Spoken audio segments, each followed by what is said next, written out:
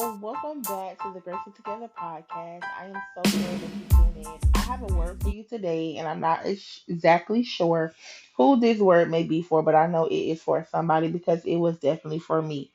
And not only was it for me, but the Lord told me to share. So I'm going to be obedient and stand on business for the kingdom. So stick around so you can check out and hear what's going on. Okay?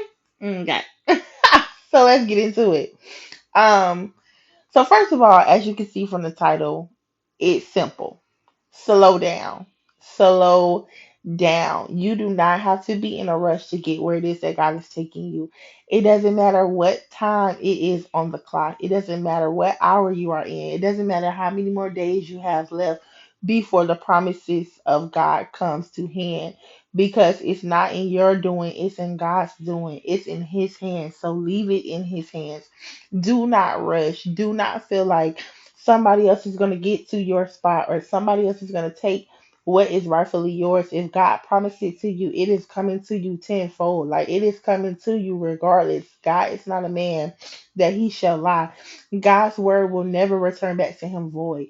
So you must stand on the promises. And if God is instructing you to do something, be obedient and do what it is that he's telling you to do. Go where it is where he's telling you to go. Seek out and do whatever it is that he's calling you to do because it is pertinent to the place that God is taking you. And I know you may hear this and say, "Oh, I needed it. It was good." It's good to grab a word and just cling to it and say, "Okay, this was for me." But let's not just be hearers of the word. Let's also be doers of the word. And I'm practicing this as well because, like I said, this was a word that God gave to me. And then today I said, wow, I just couldn't believe, like, I'm gonna get into the story of how God gave it to me. But I'm sitting here and someone's just like, share it because somebody else needs to hear it. This is what the testimonies are about. This is what the gospel is about. Sharing encouragement to the other brothers and sisters in Christ because we all are going through, we all have our own battles. So I just wanted to encourage you today to be encouraged in the promises that has promised you because they are coming to pass. It doesn't matter what it looks like. It doesn't matter who said it ain't happening. It doesn't matter how much the enemy is fighting you. It doesn't matter. It doesn't matter. It doesn't matter. Okay? We are in the time where God is doing signs, miracles, and wonders, and He's doing it fast. So, if God promised it to you, and I put emphasis on God because sometimes we hold on to things that God never told us, and when it don't come to pass, we be looking crazy. But if you have confirmation from the kingdom, from God, that things are going to happen, and He's elevating you, and you know that this is the time for it to come to pass, and He's told you certain times, stand on it. Stay on business. I don't care who's coming up against you because let me tell you something. They gonna corner you with questions, with concerns, with fear, with doubt. They're gonna try to project that fear and doubt onto you. But what you do as a kingdom citizen, you stand on business. This is a kingdom order. You stand 10 toes down for God because He's already gone ahead of you and provision is already here. It just has not reached you in the physical. So the way that this message was given to me directly from God was because earlier today, so I get up in the morning and I have a routine, right? So I'm looking at time. I'm like, okay, I'm kind of ahead of schedule. Da, da, da. So I end up, going out. I end up taking my son to school, and then on the way back, I said, oh, I need to start at the house and put some Aquaphor on my face because my skin was dry and I have eczema on my face. So I said, well, I got a little bit of time. Let me stop by the house. My job is right by my house and it's near his daycare. So I'm like, okay, let me stop by the house. Let me throw some alcohol on my face so I ain't walking outside with no crusty face because I hate, oh my God, I hate that. I hate when my ex would be like, oh, like, for one, I hate it. This in my face. But it is what it is. I can't change that. But I can do my part in just doing the daily routine. So, anyways, my little tangent. But so I come home, I throw the aquaphor on, or not throw it on, but rub it on, get it in. So I walk out the door. Um, then I go to work, right? So I get to work, y'all. I'm already like feeling like bogged down because I'm like, okay, Lord, like Come on now, you said this is coming to pass, like time winding down, like we in the last quarter, like you know what I'm saying? Like we in the last quarter, guy, and I need you to show up because your girl is looking crazy out here. Like, don't have me standing, don't have me standing for no mess now, guy. You don't put me to shame now. I'm standing down for the kingdom, but in that moment, I had to just realize that. Remember the word that God spoke to me, and remember that my timeline is not His timeline, and His timing is perfect. And even though time is winding down, God doesn't move in physical time. He moves in the appointed time. As His word says, the appointed time there will come to pass, and even though it tarries, wait for it. So don't get so bogged down, and that's Habakkuk 2, 2 and 3. Don't get so bogged down with when it's going to come to pass and what the promise was that you missed. The biggest thing that God is doing in the waiting, He's pushing you through to create steadfastness. That's, I don't forgot what Bible verse it is. I have to look at it. But when you wait and you continue to seek God and wait well, it produces steadfastness. You're able to walk through it with just high hopes and know that at the end of the day, it's maybe taking longer than expected. And I say expected because our timeline is not God's timeline. Our ways are not His ways. That's Proverbs 3:5. Lean not on your own understanding, but lean unto God because we don't have all the answers. And God is not going to give us a blueprint and tell you, okay, do step one, two, three, four, five right up front. And I'm a living testimony of this. God has given me over these, I would just say from since October to now, God has told me up front, okay, I want you to do this. And I'm like, okay, Lord, now what? And it was silent. And then once I got done with the first thing, He said, okay, now I want you to do this and this. So He gave me two things. And I'm like, okay, well, I did those two things. Now what? And then it was silent. I was in my waiting season being silent. Then He came back and said, okay, I want you to go back and refine the first thing that I told you to do. So at the time, God reveals as time goes on, and it's more. The more time that passes by, and the more time you get and spend in His presence, He will reveal. His word says in Jeremiah 33:3 that if you seek Him, He will give you the secrets and reveal things for that are coming in the future. Continue to seek Him, and He'll give you insight. He's not going to give you everything because that's not your business. But one, don't be nosy. Don't be too nosy, okay? Don't be trying to put your hand in the pot and stir the pot, and then now you don't hurt your hand because you're being too nosy. Because that's been my problem. I'd be like, okay, Lord, you showed me this, this, and this. You told me this, this, and this, but okay, what else? Like, I need to see it. Like, what's up? Like, God, what's up? No, but for real, I just sighed.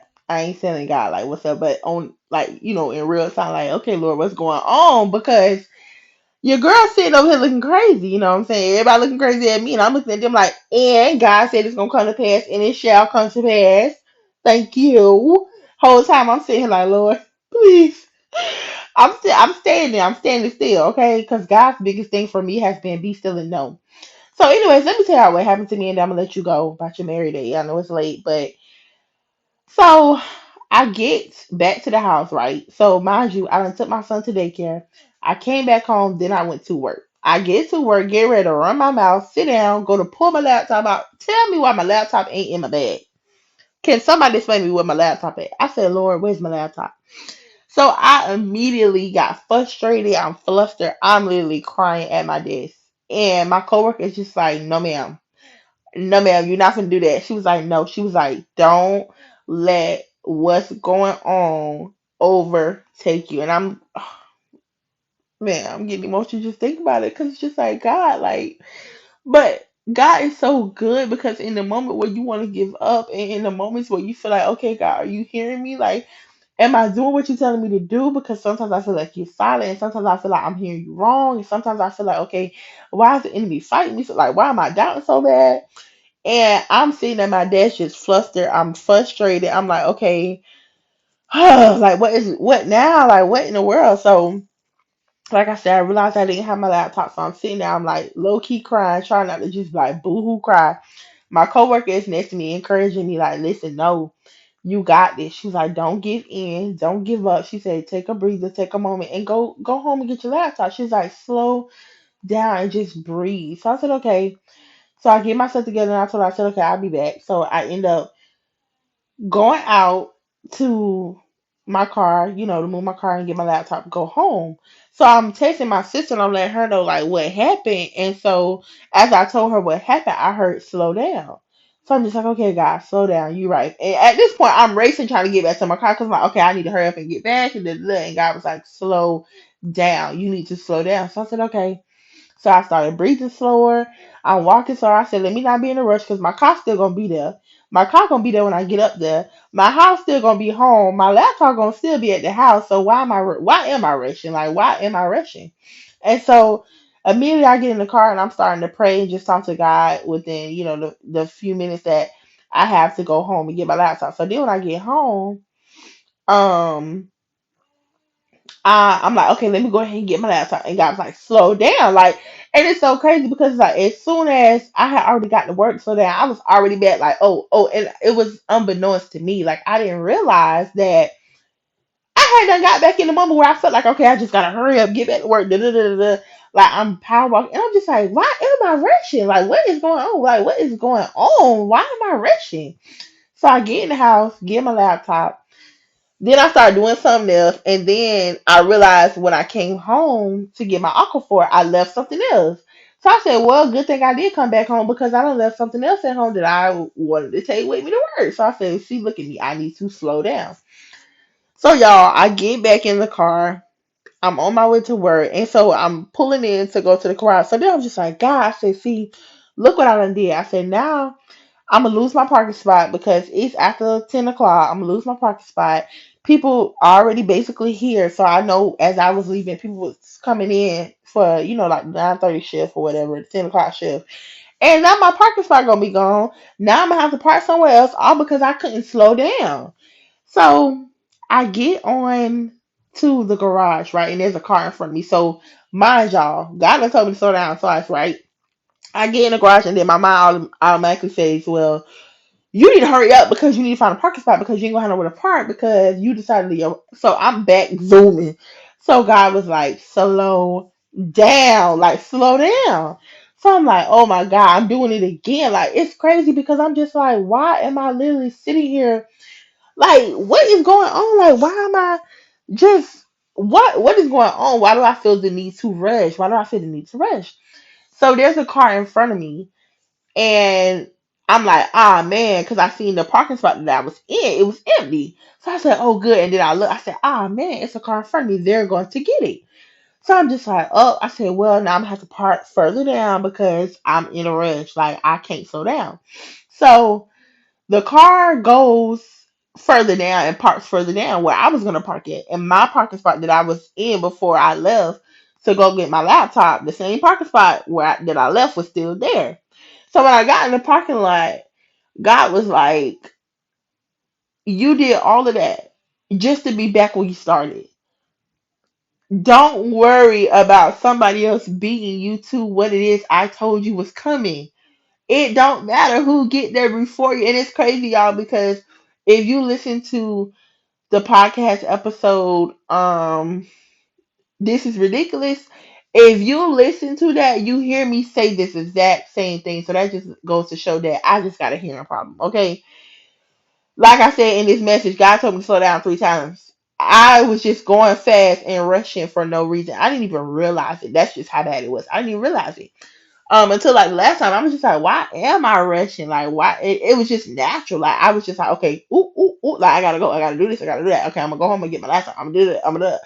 And so when I got in the parking spot and I put the car in park, God was just like, wait, don't get out, just sit here. So I'm sitting there, and that's when He started downloading to me and just like, listen, did you see what happened? You stressed out about getting back in this parking spot, thinking that somebody ahead of you was going to get your spot. But look, yeah, you had to leave to go get your laptop. Yeah, you had to come back and somebody else was in front of you, but you still ended up in the same parking spot where you was. So everything is the same way it was when you left. When you came back, you're back in the parking spot. So where did rushing get you?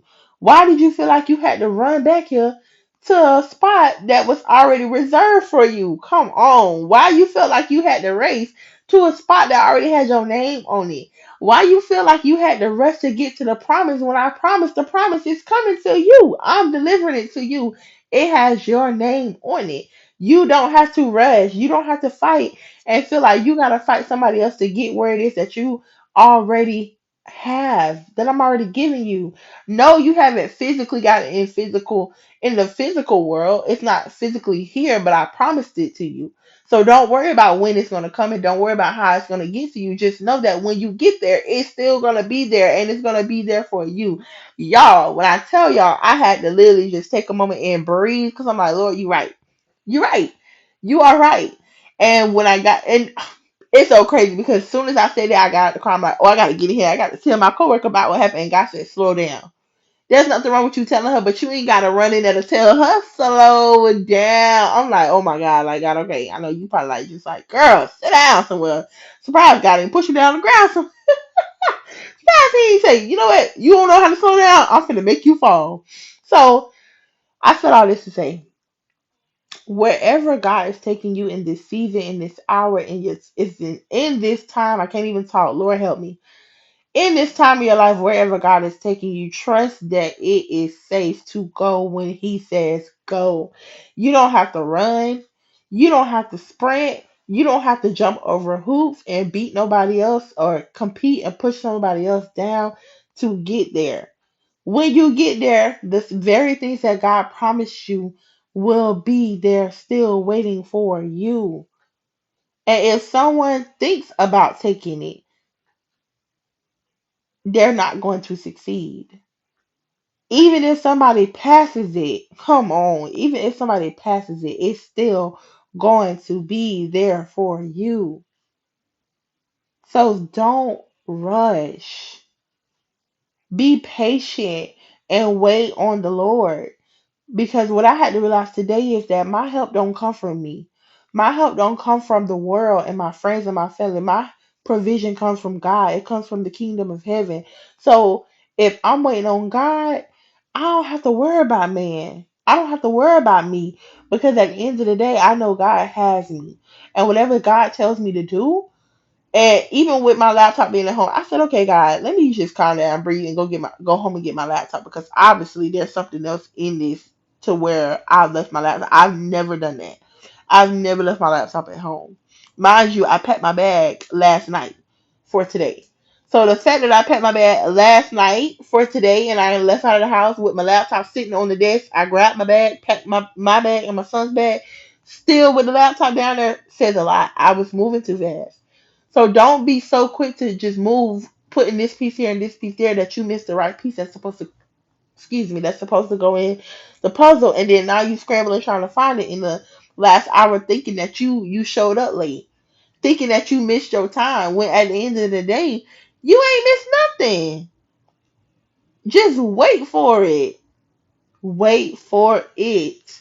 Do not try to go ahead and do things in your own strength because we know that when we try to do things in our own strength and we try to figure it out, when we hold on to a promise and we say, okay, well, God said that this was going to happen, but because I know I can't do it in my strength, let me go out here and figure out how it's going to come to pass. God never called us to do that. We see that with Sarah. And that's somebody that God has been using in my life a lot is Sarah.